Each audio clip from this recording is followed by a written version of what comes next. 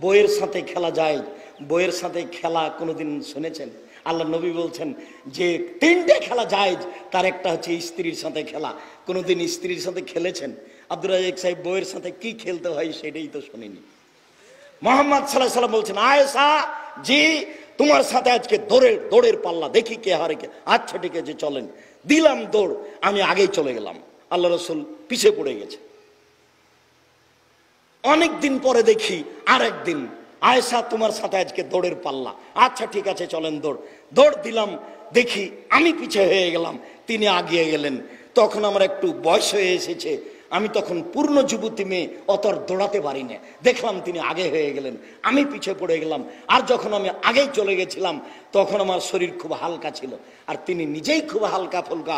এ কথা বুখারী মুসলিমের বিবরণে তিনি নিজস্ব বিবরণ বলে দিয়েছেন। তাতে একদিন তিনি জয় হলেন, একদিন তিনি পরাজয় হলেন। কোনোদিন স্ত্রীর সাথে দৌড়ের পাল্লা দিয়েছেন? ঝগড়া ছাড়া দিনই কাটে না। উকবা বিন আমের রাদিয়াল্লাহু তাআলা আনহু বলেন, রাসূল সাল্লাল্লাহু আলাইহি সাল্লাম বলেছেন, পৃথিবীর মানুষ মনে রেখো, কুল্লু লাহাবিন ইয়ালুবিহি রাজুল ফাহুয়া বাতিল। যেসব মানুষ খেলতামাশা করে, যত খেলতামাশার মাধ্যম আছে সব হারাম, সব বাতিল। যত খেলতামাশার মাধ্যম আছে সব হারাম, সব বাতিল। তবে রামিয়াহু বিকৌশিহি, তীর নিয়ে খেলা মানে ট্রেনিং, শরীর চর্চা, ট্রেনিং, এটা যায়, সেটা যেটাই হোক। দুই, মোলাবাতাহু বিইমরাতিহি, স্ত্রীর সাথে খেলাধুলা করা। স্ত্রীর সাথে তো মিলি খায় না, দিন রাত গালি দিয়ে সময় কাটাচ্ছে। জামিয়া সালাফে কনফারেন্সে এসেছে, তাই আপনার কত রাগ। ওখানে গেলে ঠিকই কোনো সমস্যা হতো না। রাসূল সাল্লাল্লাহু আলাইহি ওয়াসাল্লাম বলছেন এটাও খেলা যায়, বইয়ের সাথে খেলা যায়। বইয়ের সাথে খেলা কোনোদিন শুনেছেন? আল্লাহ নবী বলছেন যে তিনটে খেলা যায়, তার একটা হচ্ছে স্ত্রীর সাথে খেলা। কোনোদিন স্ত্রীর সাথে খেলেছেন? আব্দুর রাজ্জাক সাহেব বইয়ের সাথে কি খেলতে হয় সেটাই তো শুনিনি। মোহাম্মদ সাল্লাল্লাহু আলাইহি ওয়াসাল্লাম বলছেন, আয়েশা জি তোমার সাথে আজকে দৌড়ের পাল্লা, দেখি কে হারে কে। আচ্ছা ঠিক আছে চলেন। দিলাম দৌড়, আমি আগেই চলে গেলাম, আল্লাহ রসুল পিছিয়ে পড়ে গেছে। অনেক দিন পরে দেখি আর একদিন, আয়েশা তোমার সাথে আজকে দৌড়ের পাল্লা। আচ্ছা ঠিক আছে চলেন। দৌড় দিলাম, দেখি আমি পিছিয়ে হয়ে গেলাম, তিনি আগিয়ে গেলেন। তখন আমার একটু বয়স হয়ে এসেছে, আমি তখন পূর্ণ যুবতী মেয়ে, অত দৌড়াতে পারি না। দেখলাম তিনি আগে হয়ে গেলেন, আমি পিছিয়ে পড়ে গেলাম। আর যখন আমি আগেই চলে গেছিলাম তখন আমার শরীর খুব হালকা ছিল, আর তিনি নিজেই খুব হালকা ফুলকা। এ কথা বুখারী মুসলিমের বিবরণে তিনি নিজস্ব বিবরণ বলে দিয়েছেন। তাতে একদিন তিনি জয় হলেন, একদিন তিনি পরাজয় হলেন। কোনোদিন স্ত্রীর সাথে দৌড়ের পাল্লা দিয়েছেন? ঝগড়া ছাড়া দিনই কাটে না, দৌড়ের পাল্লা কি দিব? ঝগড়া তো হবেই। দিনরাত নগ্ন ছবি দেখলে, বউ আপনার বাচ্চা আপনার ছেলেকে চুপাচ্ছে আপনার এ দিয়ে, ওই গেমস খেলা দেখিয়ে। অবাক কথা, গেমস খেলা দেখিয়ে আপনার বউ আপনার ছেলেকে চুপাচ্ছে, আর আপনার স্ত্রী স্টার জালসা নিয়ে বসে আছে, প্রেম প্রীতির ঘটনা। গান বাজনা, খেলতামাশা, বাদ্যযন্ত্র। আব্দুল্লাহ ইবনে উমর রাদিয়াল্লাহু তাআলা আনহু বলেন, সামিয়া রাসূলুল্লাহ সাল্লাল্লাহু আলাইহি সাল্লাম মিজমারান, একদা আল্লাহর নবী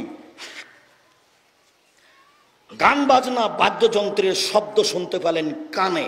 আমার দিকে লক্ষ্য করুন, আল্লাহর নবী গান বাজনার শব্দ কানে শুনতে পেলেন। ফা ওয়াজা ইসবাইহি আলা উজনাইহি, তখন তিনি তার আঙ্গুল দুটি তার কানের ভিতরে ঢুকিয়ে দিলেন। সুমানানাত তরিকে, এরপর তিনি রাস্তা থেকে দূরে সরে গেলেন। রাস্তা থেকে দূরে সরে গিয়ে বলছেন, আব্দুল্লাহ ইবনে উমর জি হাল তাসমাউ শায়ান, তুমি কি এখন বাদ্যযন্ত্র কিছু শুনতে পাচ্ছ? গান বাজনার শব্দ শুনতে পাচ্ছ? কালাল্লাহ, জি না, এখন গান বাজনার শব্দ শুনতে পাচ্ছি না, এখন দূরে চলে এসেছি। রাফা ইসবাইহে মিন উজনাইহে, তখন আল্লাহর নবী তার দুই কান থেকে তার আঙ্গুল দুটি সরিয়ে নিলেন। হাদিস আবু দাউদ, নাসাই, তিরমিজি, ইবনে মাজাহ, হাদিস সহিহ। বলেন এবার আপনার ফায়সালা কি? আপনি কি করে এই গান বাজনার পাশে বসে থাকতে পারেন? কিভাবে আপনার সময় কাটতে পারে? কিভাবে আপনার দোকানে গান বাজনা চলে? কিভাবে আপনি গান বাজনার ব্যবসা করেন? কিভাবে আপনি এইসব আপনার ওই বক্সগুলি, গান বাজনার বক্সগুলি ব্যবহার করেন, যে শব্দ শুনে আল্লাহর নবী কানে আঙ্গুল ঢুকিয়ে দূরে চলে গেলেন, আর আপনি সেখানে বসে দিন কাটাচ্ছেন, রাত কাটাচ্ছেন, সারা রাত চলছে টিভি, 2টা 3টার দিকে ঘুমাচ্ছেন, কখন ঘুম চলে এসেছে, সকাল পর্যন্ত টিভি চলছে, বুঝাতে পারলাম না এগুলো কত হারাম। এই হাদিসও যদি আপনার উপকারে না আসে, তাহলে আপনার আমরা এই বিষয়ে কিভাবে উপকার করতে পারি?